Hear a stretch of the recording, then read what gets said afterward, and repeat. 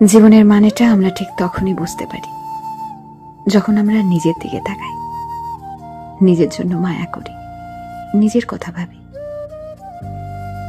একা হয়ে যাওয়ার আগে আমরা কখনোই নিজের দিকে তাকাই না, নিজের কথা ভাবি না। আর যখন একা হয়ে যাই তখন আর হাতে সময় থাকে না। মানুষ নিঃসঙ্গ কসমিন কালেও থাকতে পারে না। জীবন চলার পথে কারো না কারো সঙ্গের প্রয়োজন হয়, আর এই সঙ্গের লোভেই মানুষ তার ভালো থাকা হারিয়ে ফেলে।